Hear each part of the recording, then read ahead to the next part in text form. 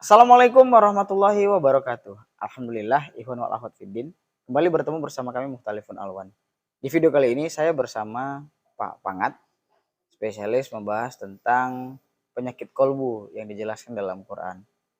Penyakit kolbu seperti apa yang akan kita bahas kali ini? Langsung kita tanya ke Pak Pangat. Assalamualaikum warahmatullahi wabarakatuh, Pak. Waalaikumsalam warahmatullahi wabarakatuh. Iya, lanjut kita bahas penyakit kolbu, Pak. Iya kan? Ya, Iya, insyaallah. biar efektif waktunya. Gini, Pak. Manusia itu kan gak ada yang sempurna, Pak, ya? Kalau Gitu ya? dibilang nggak ada yang sempurna, ada. Ada ya? Je Muhammad Rasulullah itu sebut Oh, insan apa? Insan kamil kan? pengecualian, Pak. Iya kan? Jadi jangan bilang nggak ada. Iya, betul. Setelah beliau, wah gitu kan. Kan gak ada manusia yang sempurna nih. Pasti Iya. ada sisi-sisi jeleknya, kan gitu kan? Sisi kenegatifan. Kenegatifannya, sifat-sifatnya, barangkali kebiasaan-kebiasaannya. Nah, kebiasaan-kebiasaan jelek itu, Pak, apakah termasuk penyakit kolbu? Kalau berdasarkan Quran, ada kebiasaan atau tabiat namanya. Itu bisa dibilang karakter, watak, dan lain sebagainya itu. Sisi jelek itu ada 8 kurang lebihnya. 8? Negatif semua itu? Negatif semua. Waduh. Dan itu kalau dalam Quran itu juga kategori penyakit kolbu atau penyakit hati. Bahkan secara pembahasan kalau di Quran itu sudah kategori penyakit kolbu yang terparah. Wah. Nah itu dia. Apa namanya kolbunya, Pak? Ya, yang mau saya jabarkan kali ini penyakit kolbu tabiat atau tabiat. Tabiat. Itu udah bahasa Indonesia, Pak, ya? Ya, tabiat. Tabiat. Oh, konotasinya negatif dia? Konotasinya negatif. Oh gitu. Langsung aja buka ayatnya, Pak. Ya makanya yang kita bilang kan jenis penyakit. Pasti yang kita bahas kan yang memang dia negatif. Kalau positif bukan penyakit namanya. Betul. Nikmat ya, Pak, ya? Nikmat. Nah, kebiasaan yang positif itu bukan penyakit. Oke. Nah, kalau kebiasaan yang negatif itu baru dibilang penyakit. Gitu namanya tabiat dan itu penyakit kolbu, berarti itu negatif. Kolbu itu negatif. Oke. Nah, itu secara pembahasan global nanti kurang lebih ada 8 kali. Mau dibahas 88 ya malam ini? Iya, kalau malam ini kayaknya waktu kita. Oh iya, betul. Bukan, Pak. Kepanjangan nanti nggak ada yang nonton. Nggak, satu-satu kan bisa juga. Iya, betul. Nah, apalagi ada kesempatan mungkin babnya apa lagi. Kita cicil aja, Pak, ya? Ya, boleh ya, minimal 1 dulu lah malam ini. Jadilah ya kan? Jadi. Oke, ayat berapa, Pak? Itu di surat Al-A'raf ayat 100. Pas deh. Macam udah diatur aja, padahal udah ditandai. Ya, itulah. Nah, karena udah menjadi tabiat juga, menjadi kebiasaan. Betul, tapi ini kan kebiasaan yang positif. Iya, betul. Kebiasaan membuka Quran. Bukan penyakit kolbu ya, Pak? Bukan penyakit kolbu. Bukan ya, tabiat yang bagus nih ya. Tabiat yang bagus. Siap. Itu harus diteruskan lah. Betul. 700 tadi, Pak. 700. Al-A'raf ya. Memang familiar Al-A'raf nih, Pak. Banyak kita angkat, ya kan? Ya. Surah Al-A'raf nih ya kan. Banyak kisah-kisah di situ juga. Betul. Oke, baca ya, Pak. Oke, silakan. Ya. A'udzubillahi minasyaitonirrajim. Bismillahirrahmanirrahim. Awalam yahdi lilladzina yarisunal ard mim ba'di. Lanjut, Pak. Sampai di situ boleh, lanjut juga boleh, lanjut aja lah. Lanjut ya. Ahliha allau nasya'u asobnahum bizunubihim wa natba'u ala qulubihim fahum la yasma'un. Ayatnya gamblang nih kan. Kayaknya nggak perlu dijelaskan, udah paham lah. Nggak ada kata-kata yang aneh sulit kan? kayaknya. Iya, kata-kata yang sulit kata kan? yang langka kayaknya. Familiar semua kata-katanya. Makanya ya kalau kira-kira paham kan nggak perlu dijelaskan lagi. Ya, cukup dibaca aja gitu maksudnya. Perlu lah, biar juga, kita pakai daya simaknya kalau kata Bang Budi semalam. Gitu dia. Jadi kalau kita bicara penyakit kolbu yang seperti yang saya bilang tadi, tabiat itu bagian daripada sejenis macam watak, karakter, kan gitu ya, kebiasaan kita sehari-hari, kelakuan. Itu juga perlu dicek. Jadi kelakuan kita, watak kita, ya kan, perilaku kita, jangan-jangan kita ikuti, ya kan, tabiat yang jelek. Sudah menjadi kebiasaan kita. Tabiat yang jelek. Tanpa kita sadari. Karena sudah menjadi kebiasaan. Otomatis saja jalan gitu, Pak. Oh, gitu dia. Kalau di cerita di ayat ini, ini kan diawali dari sebuah pertanyaan. Ya. Ya kan? Awalam. Mm. Walaupun ini sebetulnya pertanyaan yang nggak perlu jawaban ini. Tapi nuntut kesadaran ya kan, Ya, Pak? nuntut kesadaran. Ya kan? Iya, iya, betul, Nah, betul. Allah kan udah tahu. Ya. Nah, gitu. Cuman ini diawali dari sebuah pertanyaan. Kalau lebih enaknya gini lah. Allah mengingatkan. Iya, betul. Nah, gitu dia. Tapi halus melalui pertanyaan ya, Nah, Pak. iya. Kalau pakai bahasa ini kan Allah mengingatkan atau Mm. Allah mengkhabarkan. Ya, Nah, kabarkan. gitu dia. Yahdi lilladzi yarisuna ardi. Atau ardo, bumi ya kan. Mm-mm. Jadi apakah terhadap orang-orang yang dia sudah mewarisi bumi, apa dia belum mendapatkan atau dia belum menerima petunjuk? Yahdi tadi, Pak. Kita artikan petunjuk aja lah ya. Iya. Kalau hidayah nanti kesannya apa kali ya kan? Betul. Untuk dasar aja lah dulu, petunjuk. Pewaris bumi tadi, Pak. Pewaris bumi. Siapa itu, Pak? Ya orang-orang. Orang-orang ini siapa saja. Heeh. Berarti kita termasuk nih? Termasuk lah. Kalau kita bukan pewaris bumi, kita nggak mungkin tinggal di bumi. Oh, walaupun dia nggak mewarisan ya, Pak? Sekarang kategori warisan ini mau kayak mana coba? Ya tanah kan gitu bisa. Nah, itu biasanya nanti memahaminya itu bukan warisan Allah, itu warisan orang tua. Oh kan? iya betul. Jadi selagi kita tinggal di bumi berarti kita memang satu di antara pewaris bumi. Karena bumi diciptakan untuk kita tinggali gitu kan. Oh bukan. Kalau bukan di luar ya kita nggak tinggal di sini. Iya betul betul. Mungkin kalau contoh di Mars kecilnya gini. Wah. Ketika Hakim mendapatkan warisan dari orang tua sepetak tanah ya, dengan berukuran misalnya 10 kali 20. Oke.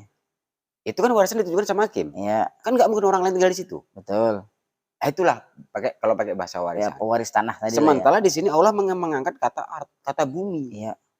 Ini untuk siapa? Untuk semua orang. Oh. Jadi selagi kita tinggal di bumi ini, kita bagian daripada pewaris bumi. Siap. Berarti ayat ini untuk kita. Untuk kita. Oke, lanjut Pak. Gitu dia. Untuk kita. Nah, kan ada sebuah pertanyaan tadi kepada orang-orang yang sudah mewarisi bumi tentang kata Yahdi, tentang kata petunjuk atau hidayah lah. Kita artikan kan gitu kan. Mimba di ahliha. Dari ahlun-ahlun sebelumnya. Kalau kita kan bapak, kakek. Oh, generasi sebelumnya. Generasi sebelumnya. Ya, itu sebetulnya juga sudah nerima hudan. Sudah nerima hudan bisa. Sudah nerima pewaris bumi bisa. Kan gitu kan. Nah masalahnya, kalau dibilang tadi sudah menerima hudan, justru ayat di sini kok masih dipertanyakan. Oke. Hakim tadi kan mengangkat, berarti sudah menerima hudan atau sudah menerima warisan bumi. Iya, gitu. betul. Lalu kenapa masih ada pertanyaan? Itu tadi mikirnya ini teguran aja, Allah mengingatkan, mengkabarkan. Kalau buminya udah pasti otomatis dia terima. Betul. Udah otomatis dia warisi. Ya. Tapi petunjuknya bisa jadi belum. Oh. Hidayahnya bisa jadi belum. Buminya udah. Buminya udah. Oke. Makanya kan mimba di ahliha. Dari sudah ahlunnya. Atau orang sebelumnya. Nah gitu dia. Bahwa kalau ya kan, kalau Allah mau, kalau Allah suka, bisa saja ya kan, musibah-musibah ini ditimpakan kepada orang-orang yang dia tidak mau menerima, dia tidak mau mendapatkan yang namanya hidayah atau petunjuk di atas tadi. Oh. Ataupun pewaris-pewaris bumi ini tadi. Iya. Nah gitu dia. Oke. Nah, kenapa ini bisa terjadi? Allah mempertanyakan tentang hidayah, ya kan, kepada orang-orang yang sudah mewarisi bumi, dan bahkan Allah bilang, kalaulah Allah mau, Allah bisa saja menimpakan yang namanya musibah kepada mereka. Betul. Nah, kalaulah belum selesai, kira-kira lah, ini sebabnya apa? Waduh. Mana jawabnya? Ya itu kan kalau sebabnya kan di ujung ayat itu. Oh ini Pak? Iya. Dia kan kata la yasma'un. Dia tidak mau menyimak. Tidak mau menyimak. Iya, karena dia tidak mau menyimak, maka di sini sangat jelas ya kan, wa natba'u ala qulubihim. Ala qulubihim ya. Itulah yang saya bilang tadi tobi. Oh, Tabiat. ini katanya, Pak. Iya. Natba'u ini. Mm-mm. Tabiat. Tobi atau tabiat. Jadi tabiat orang-orang yang tadi, yang di atas tadi, dia mereka itu tidak pernah mau ya atau ya kan apa mendayagunakan sami'nya. Ya. Untuk apa? Untuk menerima yang namanya petunjuk dari Allah. Betul. Karena dia tidak mau menerima petunjuk, ya kan? Ya ujungnya apa? Ya ujungnya kan junub di situ kan. Terbebani. Junub ya, Pak? Iya. Familiar katanya, Dok. Ini junub bukan berarti dalam arti kata setelah itu ya. Kalau itu kan junub. Oh, beda ya, Pak ya? Beda dia. Dia pakai J biasa. Kalau junub yang diartikan Niza ya? Ya. Oh, beda ya? Beda. Akar katanya berbeda dia. Jadi biar nggak langsung ke sana nih arah pemikirannya. Oh iya, siap. Lanjut, Pak. Nanti pikirnya, itu pula. Bukan dia berbeda. Kok larinya ke junub itu? Gitu. Ini kita lebih artikan gini saja. Beban atau dosa. Beban dosa. Oke, siap. Makanya karena dia tidak mau menyimak apa yang sudah disampaikan atau petunjuk apa yang sudah dikasih sama Allah, ya kan? Makanya dia terjadinya terbebani di sini. Oke. Ya kalau orang junub wajar lah. Orang terbebani wajar lah. Dia merasakan macam terkena musibah. Betul. Iya kan? Iya. Kenapa? Karena ada beban. Beban itu musibah itu kan sebetulnya. Betul. Betul ya. Nah, kalau secara ayat ini ketika Allah mengunci, ini musibah apa tidak? Ya musibah lah, Pak. Musibah kan? Musibah. Ini tobi ini ada yang diartikan merantai, bisa jadi membelenggu. Iya, betul. Karena kita lebih kepada tobi itu menjadi tabiat atau kebiasaan. Kebiasaan yang jelek ya, Pak ya. Ya ini juga kan kebiasaan orang-orang yang dahulu. Itu dia tidak pernah mau menyimak apa yang sudah dihidayahkan sama mereka. Ketika saya kaitkan dengan ginilah yang pernah kita awal bahas ya kan. Di 1057. Oh iya. Kan di situ kan ada ya ayuhanas qad ja'atkum mau'izah mirabbikum. Ya kan? Iya. Di situ kan ada kata mau'izah mirabbikum. Yang memang sebetulnya itu sudah didatangkan kepada seluruh yang namanya manusia. Manusia, betul, sepakat. Sudah didatangkan kan? Nah, masalahnya kalau dikaitkan dengan ayat itu, ketika sudah didatangkan, kenapa di sini dipertanyakan lagi? Berarti kan ada yang nggak beres ini. Betul. Atau mungkin ada yang belum menerima. Kan gitu kan? Betul. Makanya dipertanyakan lagi di sini. Iya. Rupanya mereka tidak menerima disebabkan karena mereka memang tidak mau menyimak. Apa nih? La yasma'un. Nah, dia tidak mau menyimak itu. Oke. Jadi kalau secara konteks ayat ini kan Allah yang mentobikkan ini. Iya. Tapi kan nggak gitu juga lah, kan ada prosesnya. Betul. Sebetulnya secara nggak langsung ini prosesnya dari kita yang mengunci diri kita sehingga menjadi kebiasaan sama kita. Betul. Nah gitu dia. Kebiasaan banyak kan? Banyak, Pak. Disampaikan yang namanya hidayah, yang arti dasar petunjuk. Kita juga tidak pernah open. Betul. Kalau dengan pembahasan oleh Ikhwan Budi atau Ustadz Budiono, simak tadi diartikan dengan apa? Ideologi ya? Ideologi. Nah, daya simak. Daya simak kan gitu. Dia tidak pernah mau mempertahankan itu. Kalau dikaitkan dengan kajian kolbu yang tadi, itu juga bisa. Karena tidak seriusnya dia, karena main-mainnya dia. Makanya tidak menyimak petunjuk itu. Nah gitu dia. Jadi ayat satu dengan yang lainnya itu sebetulnya bisa saling berkaitan. Berkaitan ya Pak ya? Nah, sepakat kalau itu Pak. Karena kalau kita nunggu peristiwa ayat ini saja mungkin bisa nggak jumpa. Jadi memang semuanya berkaitan. Betul. Nah gitu dia. Nah, yang penting kan bagaimana kita bisa mengantisipasi, bisa mengenali yang namanya jenis penyakit kolbu. Iya itu.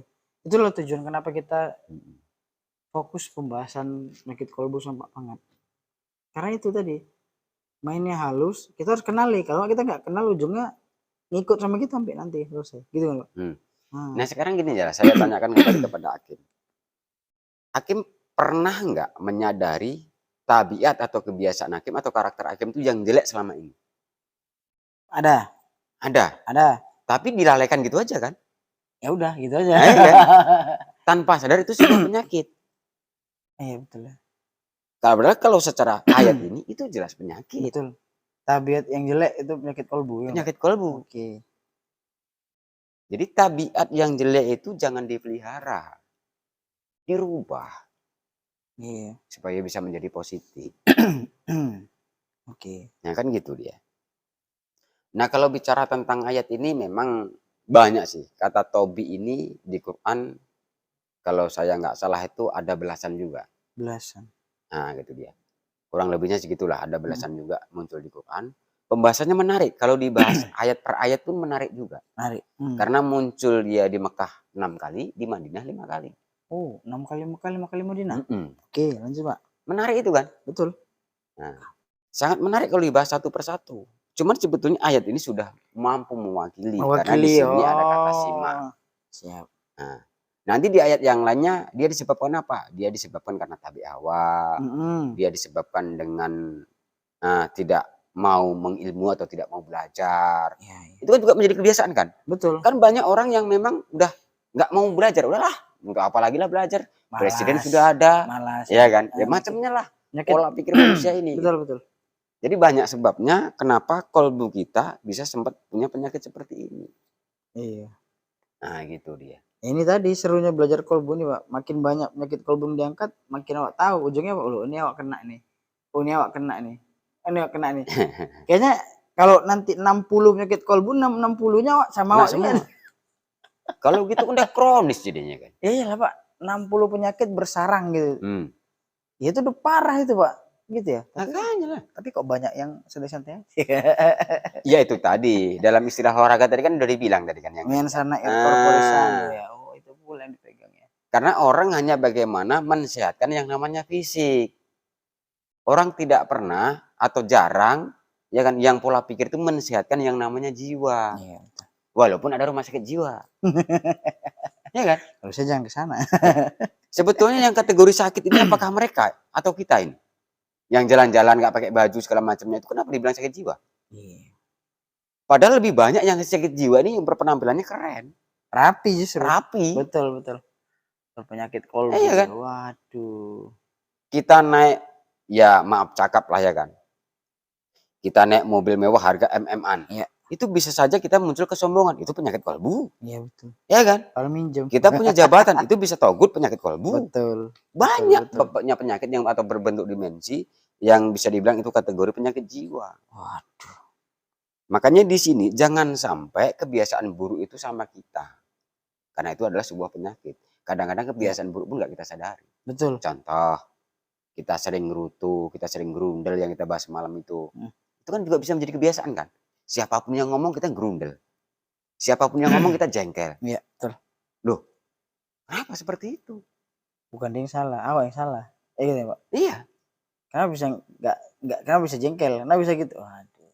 Itu kan bisa juga menjadi tabiat kan? Betul. Menjadi kebiasaan kan? Itu tukang jengkel jadinya. Saya contohkan begini saja. Bab yang kecil. Waktu sudah kita dengar azan, panggilan sholat. Kita punya kebiasaan, ntar lagi lah masih ada waktu. Ntar, itu bisa dibiasakan nggak? Bisa. Ntar bisa ajan. Ntar lagi lah bisa ajan. Ntar lagi lah masih komatnya. Dia nunggu komat. Ujung-ujungnya menjadi tabiat. Penyakit kolbu ya? Ya kalau bab itunya bisa jadi bibit. Waduh. Kan begitu ya. Karena itu juga bagian, ya kan, kebiasaan kan. Dan kebiasaan seperti itu kan bisa jadi kebiasaan yang negatif jadinya. Ujungnya karena ntar lagi lah, rupanya waktunya udah habis. Iya. Nah, itu bab apa saja bisa. Bab pekerjaan juga bisa, bab keseharian kita juga bisa. Tapi di sini lebih kepada bagaimana kita belajar tentang yang namanya hidayah itu, petunjuk itu, ya kan? Kita memakai daya samik kita. Daya simak kita. Daya simak kita. Gitu dia. Jadi jangan sampai kita kena musibah gara-gara tidak menyimak hidayah. Oh, balik lagi kita sebenarnya ya gitu kan, Pak. Orang yang menjulimi diri kita sendiri. Iya. Allah tuh gak pernah berbuat jahat. Dari kita ya siap. Kan sangat jelas. Kalaupun diputar-putar lah, misalnya perkata ayat ini kan bisa saja. Karena kita tidak menggunakan daya simak kita, Untuk apa? Untuk menerima yang namanya petunjuk, Ya. untuk mendengarkan yang namanya petunjuk. Hmm. Ujung-ujungnya ya kita terbebani. Karena terbebani wajarlah kita kena musibah. Oh, tuh. Kan gitu kan? Ya, iya betul. Sami, Betul, hidayah, betul, aduh. junub yang kita artikan beban tadi, Betul. musibah. Kan Betul. bisa kita putar-putar. Hmm. Ya kan? Iya. Sekarang ini kalau pakai contoh umum lah. Hmm.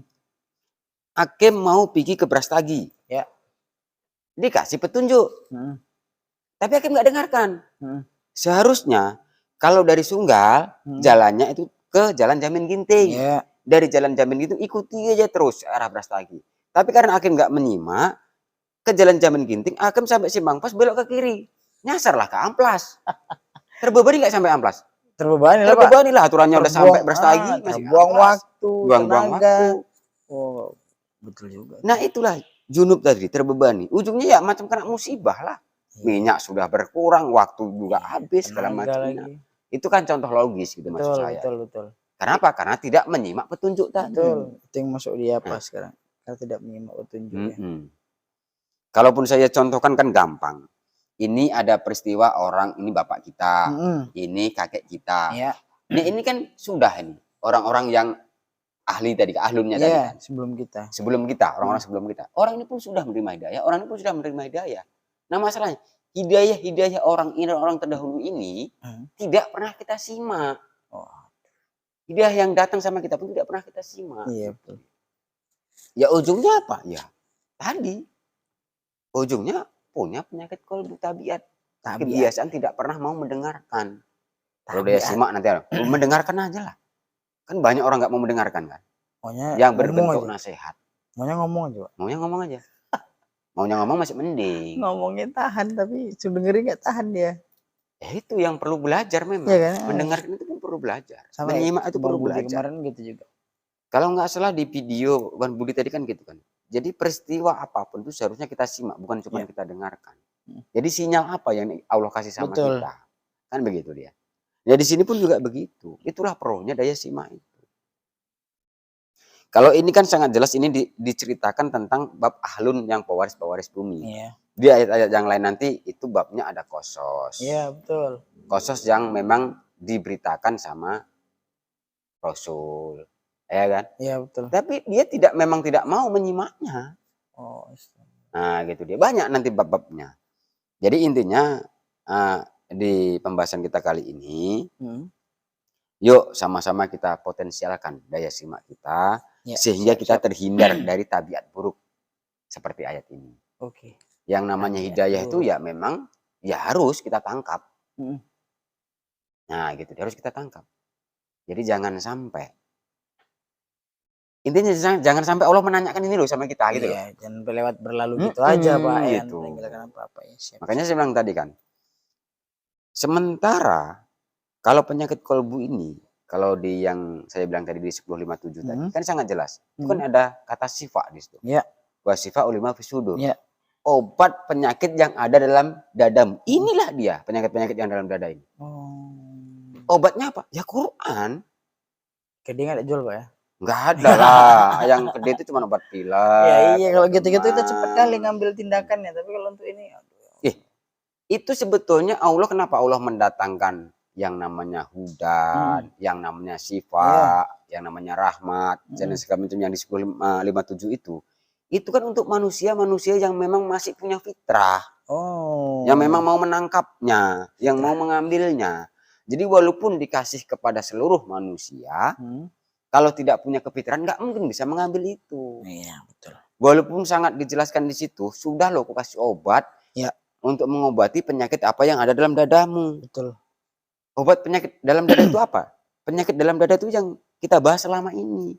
Karena penyakit semua. Saya bilang kurang lebih garis besar ada 36. Itu hanya secara garis besar. Kalau kita bahas ayat per ayatnya bisa entah mungkin bisa ratusan pun. Nah kan begitu dia. Obatnya apa? Ada. Orang udah dijelaskan sama Allah kok. Wah sifat ulima fisudur.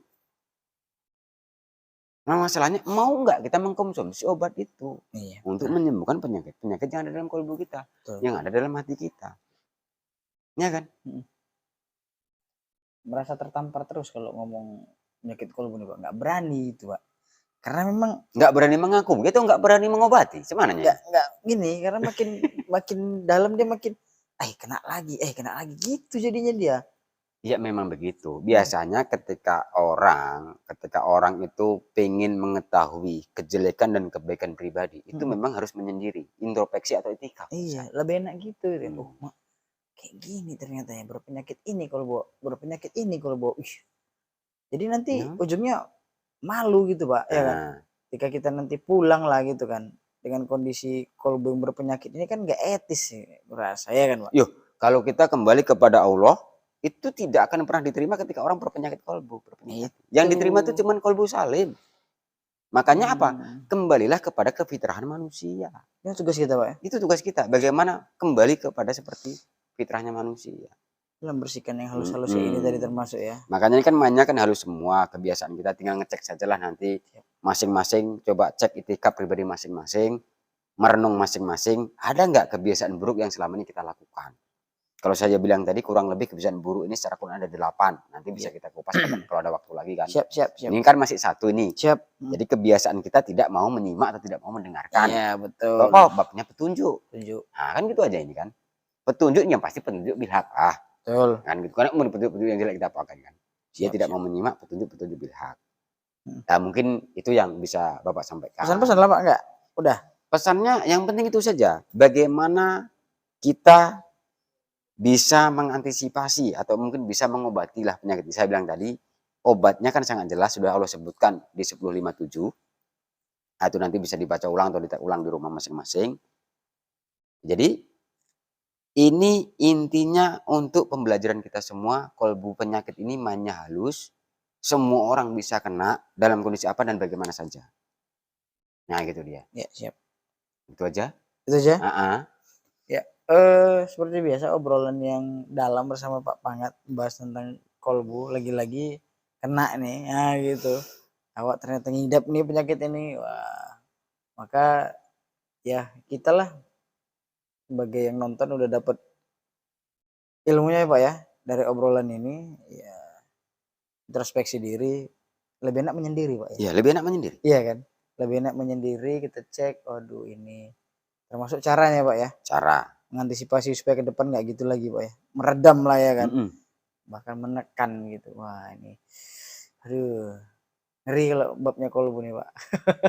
Namanya pun penyakit kejiwaan.